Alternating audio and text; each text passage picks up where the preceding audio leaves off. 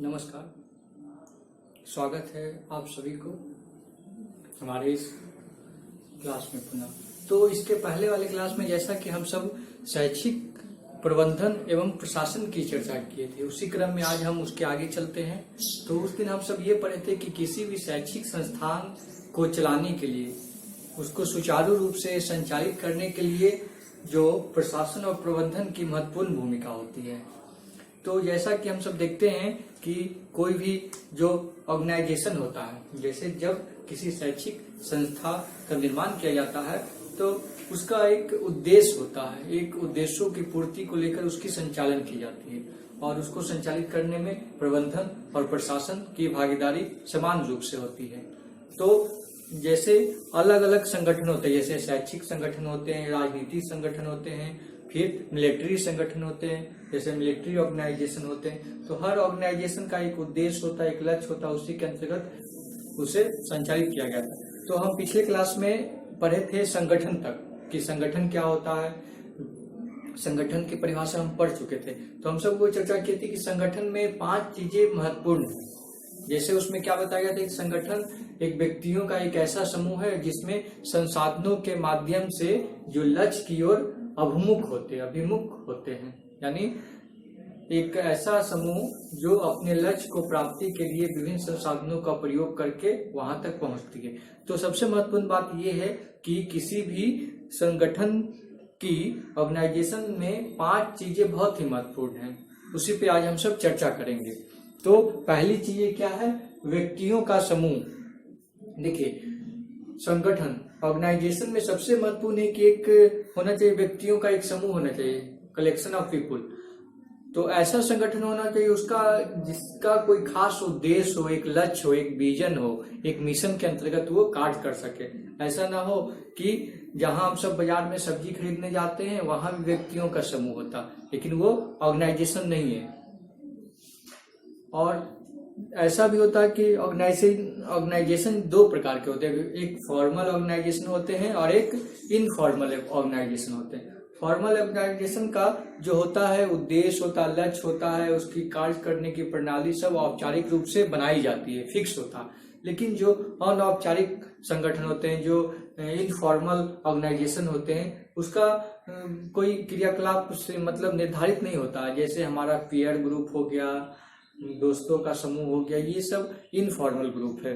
जैसे पड़ोस में कुछ व्यक्तियों का समूह हो गया, या किसी जगह पार्क में घूमने गए वहां एक समूह बना लिया गया, तो ये सब इनफॉर्मल ग्रुप होते हैं, इनफॉर्मल ऑर्गेनाइजेशन होते हैं। तो देखिए, इसमें ये खास ध्यान रखना कि ऑर्गेनाइजेशन के अंतर्गत जो पहली चीज आती है व्यक्तियों का समूह, यानी ऐसा व्यक्तियों का समूह हो जो उसके एक खास लक्ष्य को निर्धारित करके उस दिशा में अभिमुख हो, यानी उस दिशा में आगे वो बढ़ते हैं। ऐसा ना हो कि कहीं मछली बाजार या सब्जी बाजार में कुछ व्यक्ति एक जगह जमा हो गए, व्यक्तियों का समूह तो वहां भी हो जाता है, लेकिन वो ऑर्गेनाइजेशन के अंतर्गत कार्य नहीं करते हैं। केवल वो अपने विभिन्न उद्देश्यों की पूर्ति के लिए बाजार में जाते हैं, फिर अपने अपने गंतव्य स्थान तक चले जाते हैं। तो ऑर्गेनाइजेशन की पहली बात हो गई कि व्यक्तियों का एक खास समूह होता है। तो उसके अंतर्गत क्या होता है कि व्यक्तियों का एक ऐसा समूह होता है जो खास लक्ष्य और विजन के प्रति उत्तरदायित्व होते हैं, यानी उनका एक खास गोल होता है कि उसी दिशा में वो प्रेरित होते हैं कि हमें आगे अपने संगठन को वहां तक ले जाना है। फिर दूसरी बात उसमें आती है कि गोल, एक लक्ष्य। देखिए, जब व्यक्तियों का एक समूह होता है उसके बाद उन व्यक्तियों का एक खास लक्ष्य होता है कि किस लक्ष्य की ओर वो अपने आप को प्रेरित करे, आगे बढ़ाए, यानी उनका एक विजन होता है कि हम अपने संस्थान को, अपने संगठन को कहाँ तक ले जाना है, किस ऊंचाइयों तक पहुंचाना है। तो उसका एक विजन बनाते हैं और उसी के अंतर्गत वो मिलजुल कर कार्य करते हैं, यानी अपने ऑर्गेनाइजेशन के विकास के लिए, उसको आगे बढ़ाने के लिए एक विजन तय करते हैं, उसी विजन पे, उसी दिशा में सभी लोग चलते हैं। ये दूसरी बात हो गई। और अब ऑर्गेनाइजेशन की तीसरी बात क्या है कि संसाधन, रिसोर्सेस, यानी संसाधन भी सबसे महत्वपूर्ण है। ऐसा कि मान लीजिए कि कोई ऐसा ऑर्गेनाइजेशन है, वहां व्यक्तियों का भी समूह है और वहां खास लक्ष्य भी निर्धारित कर दिया गया है, परंतु जब तक उन्हें रिसोर्सेस की कमी हो, यानी रिसोर्सेस ना मिल सके, यानी संपूर्ण रूप से अगर उन्हें संसाधन ना मिले तो अपने उद्देश्यों तक कैसे पहुंच पाएगा। जैसे कि एक उदाहरण मान लीजिए कि कोई भी शैक्षिक संस्थान का जब निर्माण किया जाता है तो मान लीजिए कि वहां निर्माण करके वहां बिल्डिंग भी बना दिया गया, स्टाफ को भी नियुक्त कर दिया गया, लेकिन वहां पढ़ाने के लिए शिक्षक ही नहीं आए, यानी संसाधन ही नहीं है, रिसोर्सेस नहीं है, तो बच्चे को पढ़ाएगा कौन। या तो शिक्षक भी है लेकिन वहां मतलब बिल्डिंग ही नहीं है, यानी जो शैक्षिक संस्थान है उसका अपना भवन ही नहीं है, खुले में है, तो संसाधन की कमी है। यानी ऑर्गेनाइजेशन के लिए ये महत्वपूर्ण है कि व्यक्तियों का समूह हो, समूह के बाद उसका एक खास लक्ष्य हो, और लक्ष्य के बाद सबसे इम्पोर्टेंट तीसरा थिंग्स है कि रिसोर्सेज, संसाधन, यानी संसाधन होना चाहिए। यानी विभिन्न संसाधनों के माध्यम से ही अपने संगठन को नई ऊंचाइयों तक ले जाया जा सकता। संगठन में दो रूप में हो सकते हैं, जो संसाधन होते हैं दो रूप में, मानवीय संसाधन हो सकते हैं और भौतिक संसाधन हो सकते हैं। ये सबसे ही महत्वपूर्ण है। संसाधन ही शक्ति होती है, यानी किसी भी ऑर्गेनाइजेशन को आगे ले जाने में संसाधन ही सबसे बड़ी उसकी शक्ति होती है। जैसा कि मान लीजिए कि कोई मिलिट्री ऑर्गेनाइजेशन है और बॉर्डर पे, भारत के सीमा पे उस ऑर्गेनाइजेशन की ड्यूटी लगी है। अगर किसी देश के बीच में अगर युद्ध हो जाती है तो अगर उनके पास आधुनिक हथियार ही नहीं रहेंगे तो दुश्मनों का मुकाबला कैसे कर पाएंगे। यानी उनके पास मतलब उचित और निश्चित संसाधन होने चाहिए जिससे वो अपने उद्देश्यों को पूर्ति कर सके। जैसे जो मिलिट्री ऑर्गेनाइजेशन होते हैं उनका एक ही उद्देश्य होता, लक्ष्य होता कि देश के दुश्मनों को से मुकाबला करना और देश की रक्षा करना। उसके लिए उन्हें विभिन्न संसाधनों की जरूरत होती है, तो वो संसाधन अगर उनके पास रहेगी तो उनकी शक्ति रहेगी और अपने ऑर्गेनाइजेशन को आगे ले जा सकते हैं। जिन उद्देश्यों के अंतर्गत ऑर्गेनाइजेशन का निर्माण किया गया है उन उद्देश्यों को वो अच्छे ढंग से पूरा कर सकेंगे। ये तो हो गया तीसरी बात। फिर चौथी बात इसमें आती है ऑर्गेनाइजेशन में कि मोटिवेशन, यानी अभिप्रेरणा, यानी जो व्यक्तियों का एक खास समूह है उनमें मोटिवेशन होना चाहिए कि अपने ऑर्गेनाइजेशन को हम कहाँ तक ले जा सके, अपने मिशन को, जो वो गोल को तय किए हैं, उस मिशन, उस गोल को प्राप्त करने के लिए उसमें मोटिवेशन होना चाहिए, प्रेरणा होना चाहिए कि अपने संस्थान को अच्छे से अच्छे ढंग से संचालित करके अपने वो लक्ष्य को प्राप्त कर सके, यानी उनमें प्रेरणा हो। मान के चलिए कि अगर कोई बच्चा विद्यालय आता है लेकिन उन्हें उसको पढ़ने की अगर मोटिवेशन, पढ़ने में अगर उसमें मोटिवेशन नहीं है तो उसका आने का तात्पर्य ही नहीं होता। मान लिए कि वो किसी तरह जबरदस्ती से क्लासरूम में आ भी जाता है परंतु वो उसका ध्यान कहीं दूसरे जगह रहता, वो दूसरे चीजों में मोटिवेट होता, पढ़ने में उसका मोटिवेशन नहीं होता, विपरीत नहीं हो पाता, परंतु जिससे वो जिस उद्देश्य के लिए वो कक्षा में आता है वो उद्देश्य पूरा नहीं हो पाता। इसलिए जिस काम को करने के लिए, अगर उसके लक्ष्य को प्राप्त करने के लिए व्यक्तियों के समूह के बीच वो अभिप्रेरणा होना चाहिए, मोटिवेशन होना चाहिए। मोटिवेशन से ही वो अपने ऑर्गेनाइजेशन के शिखर तक पहुंच सकता है। तो मोटिवेशन सबसे महत्वपूर्ण है व्यक्ति में। व्यक्तियों की ऊर्जा कितनी है, कितना व्यक्ति ऊर्जावान है। जैसा कि कोई संगठन है, उसके जो हेड ही हैं जो बहुत एकदम मरियल हैं, कोई काम अच्छे ढंग से नहीं करते हैं, उनमें ऊर्जा की कमी ही नहीं, कि मतलब बस बना दिया गया है और बस किसी तरह संगठन चल रहा है। लेकिन इसीलिए सबसे जरूरी है मोटिवेशन, यानी उनमें ऊर्जा होना चाहिए। प्रत्येक व्यक्ति ऊर्जावान होना चाहिए जिससे जो संगठन, ऑर्गेनाइजेशन के उद्देश्य जो बनाए गए हैं उसके अंतर्गत अपने कार्यों को भली भांति कर सके और अपने के साथ साथ दूसरों को भी प्रेरित कर सके कार्यों को संपादित करने के लिए।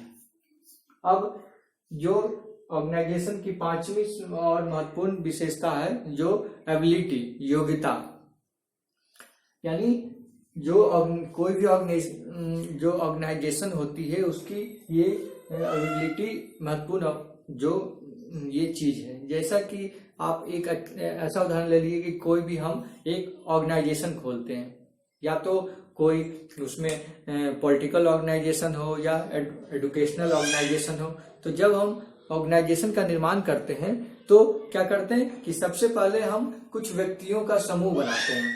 समूह बना के उसे खास लक्ष्य की ओर अभिमुख करते हैं, यानी एक खास गोल तय करके व्यक्तियों का समूह बनाते हैं और संसाधनों के मदद से, विभिन्न संसाधनों के मदद से संस्थान का निर्माण करते हैं।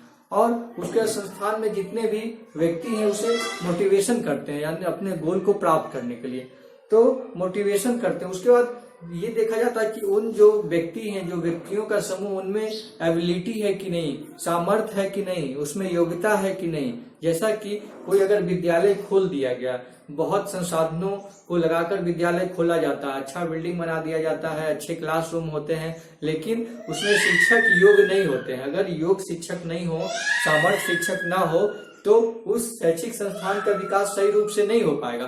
केवल बच्चे भवन देखकर उसमें नामांकन नहीं करवाएंगे, बल्कि उसके जो अंदरूनी गुण है, यानी उसमें शिक्षा का स्तर कैसा है, शिक्षक कैसे पढ़ा रहे हैं, उनका योग्यता कैसा है, प्रधानाचार्य कैसे हैं, वहाँ के जो शिक्षण व्यवस्था, जो शिक्षण प्रणाली कैसी है, उसका जो उस पर किस पर निर्भर करता है, एबिलिटी, योग्यता, यानी शिक्षकों की कैसी योग्यता है। उसी अनुसार किसी भी समूह में जो व्यक्ति होते हैं उनमें योग्यता कितनी है, एबिलिटी कितनी है, सामर्थ्य कितना है। यानी सामर्थ्य पे भी क्या डिपेंड करता है, परफॉर्मेंस, कि वो कैसा परफॉर्मेंस करते हैं, उनका प्रदर्शन क्या है। यानी जैसा उनका प्रदर्शन रहेगा वैसा ही उसके जो ऑर्गेनाइजेशन होता है उसके अपने लक्ष्य को प्राप्त करने में सबसे सहायक होता है। तो ये जो ऑर्गेनाइजेशन है, एबिलिटी, योग्यता किसी भी ऑर्गेनाइजेशन के विकास के लिए सबसे महत्वपूर्ण है। तो एबिलिटी इस पे जो व्यक्ति का सामर्थ्य हो, परफॉर्मेंस करने की जो शक्ति हो। तो देखिए इसमें एक बात निकल के आती है, परफॉर्मेंस।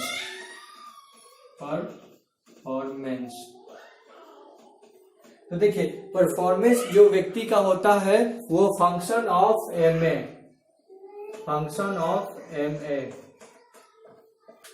जो व्यक्ति का प्रदर्शन होता है किस पे निर्भर करता है, जो फंक्शन ऑफ एम ए, यानी इसको क्या कहते हैं, function of motivation and ability, यानी जो अभिप्रेरणा और योग्यता ही व्यक्ति के परफॉर्मेंस में सुधार करता है। जैसे व्यक्ति के जो प्रदर्शन होता है किस पे निर्भर करता है, व्यक्ति का प्रदर्शन उसकी अभिप्रेरणा और एबिलिटी पे डिपेंड करता है, यानी उसकी अभिप्रेरणा और योग्यता पे डिपेंड करता है। यानी जो भी व्यक्ति कितना अभिप्रेरित है और कितना योग्य है उस पे डिपेंड करता है कि उसका प्रदर्शन कैसा है। कि जैसे आप एक उदाहरण ले लीजिए कि जैसे किसी भी खेल में, जैसे क्रिकेट के खेल में कोई भी व्यक्ति का परफॉर्मेंस किस पे डिपेंड करता है, उसका मोटिवेशन, यानी अभिप्रेरित कितना है खेल के प्रति, उसकी अभिप्रेरित प्रेरणा कितनी है और उसमें योग्यता कितनी है। ये दोनों को गुणनफल ही जो होता है वो परफॉर्मेंस होता है। क्या होता है, मतलब ये इसका प्रदर्शन होता है कि कैसे, जैसे कोई भी शिक्षक है अपने शैक्षिक संस्थान में कैसे वो अपने परफॉर्मेंस देता है, यानी प्रदर्शन करता है। तो किस पे डिपेंड करता है कि शिक्षक कितना मोटिवेट है और उसकी योग्यता कितनी है, यानी अपने संस्था के प्रति वो कितना मोटिवेट है और उसकी जो आंतरिक योग्यता है उसका कैसे सामंजस्य स्थापित करके अपने परफॉर्मेंस में सुधार करता है। तो ये किसी भी ऑर्गेनाइजेशन के लिए ये 5 बातें बहुत ही महत्वपूर्ण है। सबसे पहला क्या है, व्यक्तियों का समूह होना चाहिए ऑर्गेनाइजेशन में। दूसरा है एक खास लक्ष्य होना चाहिए, गोल निर्धारित होता है। और तीसरा है संसाधन, रिसोर्सेस, यानी संसाधन भी बहुत महत्वपूर्ण है, क्योंकि बिना संसाधन के कोई भी ऑर्गेनाइजेशन को चलाया नहीं जा सकता है, इसीलिए ऑर्गेनाइजेशन। फिर चौथा है मोटिवेशन, अभिप्रेरणा, यानी संस्थान के व्यक्तियों को में कितना अभिप्रेरणा है अपने लक्ष्य को प्राप्त करने के प्रति। और पांचवा एबिलिटी यानी योग्यता कितनी है, यानी जो उस संस्थान में, जैसे कोई मिलिट्री ऑर्गेनाइजेशन को ले लीजिए कि मिलिट्री ऑर्गेनाइजेशन में जो फोर्सेस होते हैं, जो सोल्जर होते हैं, सैनिक जो होते हैं, उनमें कितनी योग्यता है, यानी जो जिस कार्य के लिए उन्हें रखा गया है, जिसकी मतलब भर्ती ली गई, ज्वाइनिंग कराई गई है, उनमें कितनी योग्यता है, यानी इसकी योग्यता कैसी है। तो योग्यता किसके आधार पर देखा जाता है, उनके परफॉर्मेंस के आधार पे। उनको सेना में बहाली से पहले जो ट्रेनिंग दी जाती है उसी में उसकी योग्यता को देखा जाता है, उसके बाद उन्हें नियमित रूप से उस कार्य के लिए लगाया जाता है। तो किसी भी ऑर्गेनाइजेशन के लिए ये 5 बातें बहुत ही महत्वपूर्ण है। और देखिए ये 5 बातें होती हैं, उसमें फिर निकल के आती है इसमें एबिलिटी, यानी देखिए इसमें जो है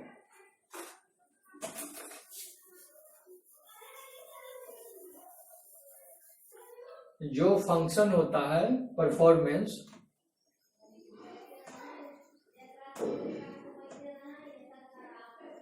परफॉर्मेंस क्या होता है, फंक्शन ऑफ एम ए। तो देखिए एम यहाँ क्या होता है, मोटिवेशन, और ए क्या होता है, एबिलिटी। तो देखिए यहाँ मोटिवेशन, अभिप्रेरणा और एबिलिटी, जो व्यक्ति का योग्यता होता है, ये तीन बातों पे निर्भर करता है। जो एबिलिटी होती है व्यक्ति की,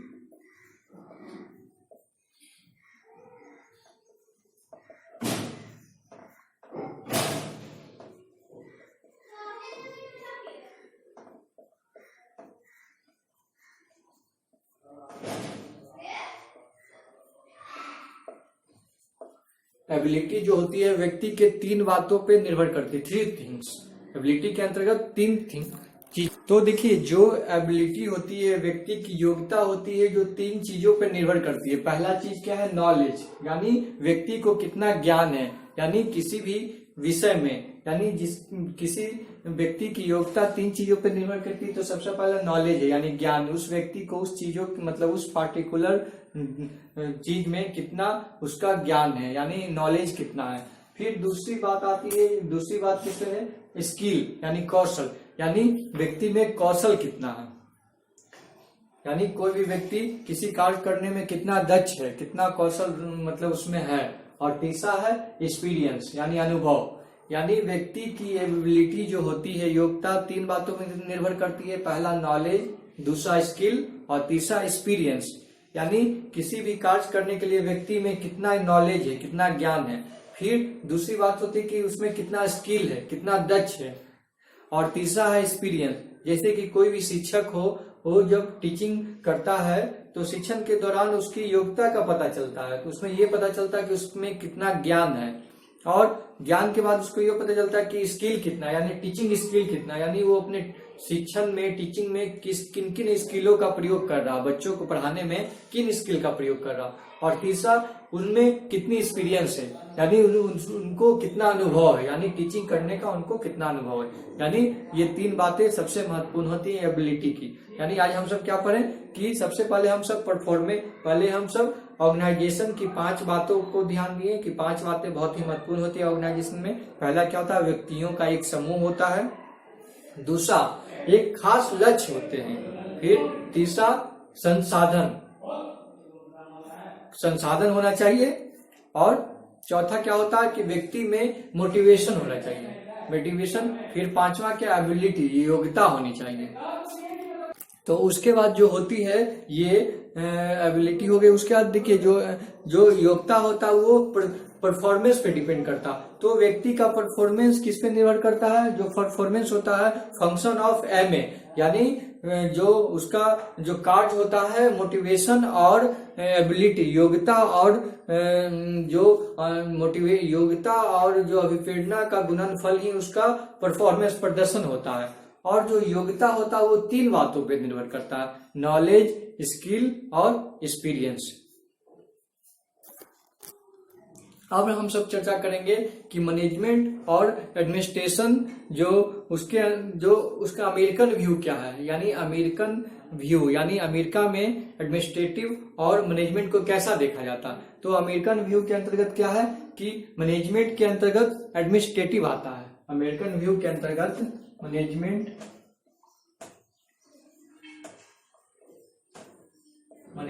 के अंतर्गत एडमिनिस्ट्रेशन,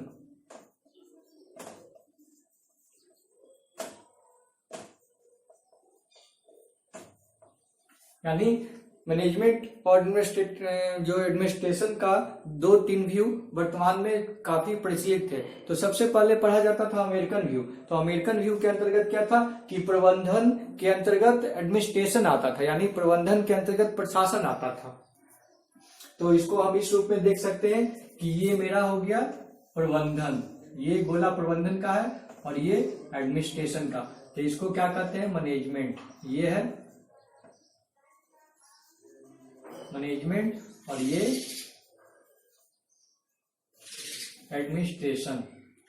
यानी अमेरिकन व्यू जो है, जो मैनेजमेंट के अंतर्गत ही एडमिनिस्ट्रेशन को पढ़ा जाता है, यानी वहां जो मैनेजमेंट जो होता है वो जो एडमिनिस्ट्रेशन होता है मैनेजमेंट के अंतर्गत होता है, यानी पहले मैनेजमेंट होता है और उसके अंतर्गत मैंने ये होता है प्रशासन होता है, प्रबंधन होता है और उसके अंतर्गत ही प्रशासन होता है।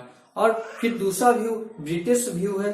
ब्रिटिश व्यू के अंतर्गत क्या पढ़ा जाता है? देखिए जो ब्रिटिशर व्यू है, जो उसके अंतर्गत एडमिनिस्ट्रेशन के अंतर्गत मैनेजमेंट को पढ़ा जाता है। जो अमेरिकन व्यू पहले था उसमें क्या था कि मैनेजमेंट के अंतर्गत एडमिनिस्ट्रेशन को पढ़ा जाता था, लेकिन जो ब्रिटिशर व्यू है यानी उसके अंतर्गत जो है एडमिनिस्ट्रेशन के अंतर्गत ही मैनेजमेंट को देखा जाता है, आता है, यानी सबसे ऊपर एडमिनिस्ट्रेशन होता है फिर मैनेजमेंट होता है। लेकिन जो वर्तमान में सबसे जो फेमस व्यू है जो क्या है कि मैनेजमेंट एंड एडमिनिस्ट्रेटिव को एक तीसरा कॉन्सेप्ट, थर्ड कॉन्सेप्ट के अंतर्गत आता है। उसे क्या कहते हैं? लीडरशिप, यानी प्रबंधन और प्रशासन जो दो ऐसे जो किसके जो लीडरशिप यानी नेतृत्व के अंतर्गत आते हैं। यानी वर्तमान में जो सबसे जो प्रचलित व्यू है, यानी जो माना जाता है कि जो प्रबंधन और प्रशासन जो है वो प्रबंधन और प्रशासन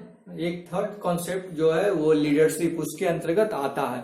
यानी नेतृत्व के अंदर प्रबंधन है और प्रबंधक के तहत ही प्रशासन आता है। यानी जो लीडरशिप के अंदर प्रशासन है और प्रशासन के तहत और प्रबंधन आता है। यानी किसी भी संस्था या व्यवस्था के लिए तीन चीजें होती हैं। तीन चीजें सबसे महत्वपूर्ण है। तो पहले मैनेजमेंट, दूसरा एडमिनिस्ट्रेटिव और तीसरा लीडरशिप। तो ये है। लेकिन पहले केवल हम सब क्या पढ़ते थे?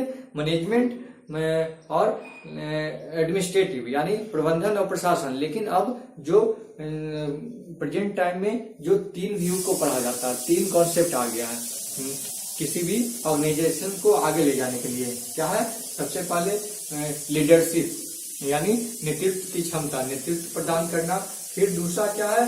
प्रबंधन। और तीसरा क्या है? उसमें एडमिनिस्ट्रेटिव। यानी तीन तरह के व्यू के बारे में अभी चर्चा की जाती है।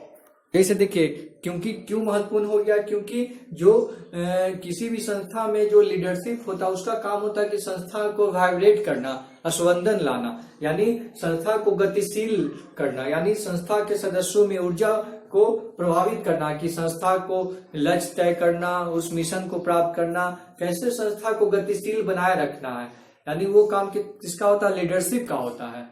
यानी किसी भी संस्था में कैसे गतिशीलता उसमें लानी हो, कैसे उसमें मतलब करेंट चालू रखा जाए, इसलिए वो लीडरशिप का काम है। और लीडरशिप के अंतर्गत मैनेजमेंट आता है, यानी उसके बाद संस्था का जो मैनेजमेंट है वो व्यवस्था की जाती है। लीडरशिप के अंतर्गत क्या आती है? मैनेजमेंट, यानी संस्था को कैसे संचालित किया जाए, उसके लिए क्या क्या व्यवस्था किया जाए, रिसोर्सेज की व्यवस्था करना। फिर उसके तहत आता है एडमिनिस्ट्रेटिव, यानी जो व्यवस्था करने के बाद उसके लिए जो नियम बनाए जाते हैं, कानून बनाए जाते हैं कि किस रूप में संस्था को चलाना है, वो प्रशासन के अंतर्गत आते हैं। यानी ये समझ लिए कि वर्तमान समय में जो ऑर्गेनाइजेशन, जो कोई भी ऑर्गेनाइजेशन होते हैं, जो एजुकेशनल ऑर्गेनाइजेशन हो या मिलिट्री ऑर्गेनाइजेशन हो या पॉलिटिकल ऑर्गेनाइजेशन हो, तो तीन तरह के तीन कॉन्सेप्ट उसमें काम करते हैं। सबसे पहले लीडरशिप, दूसरा मैनेजमेंट और तीसरा एडमिनिस्ट्रेटिव, यानी तीन तरह के काम करते हैं।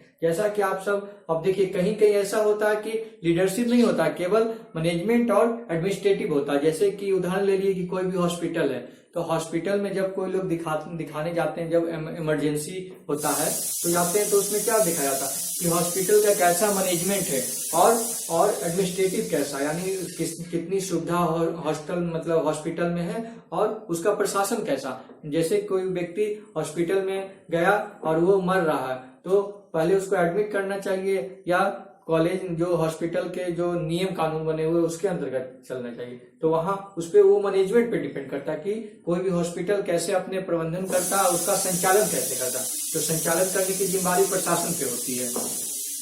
तो अलग अलग ऑर्गेनाइजेशन में अलग रूप में काम होता है। लेकिन जब कोई भी जो फॉर्मल ऑर्गेनाइजेशन होता है तो उसमें तीन कॉन्सेप्ट नॉर्मल रूप से लागू होती है, जो संस्थान के विकास के लिए जो लक्ष्य निर्धारित की गई है उसे प्राप्त करने के लिए जरूरी है। तो first thing is leadership, second thing is management और थर्ड थिंग इज एडमिनिस्ट्रेशन। ये तीन चीज बहुत ही जरूरी है। तो कल हम सब पढ़ेंगे कि मैनेजमेंट मैनेजमेंट और एडमिनिस्ट्रेशन, ये दोनों में अंतर और इनकी परिभाषा के बारे में चर्चा करेंगे और इनका फंक्शन के बारे में चर्चा करेंगे। तो आज की क्लास में बस इतना ही। धन्यवाद।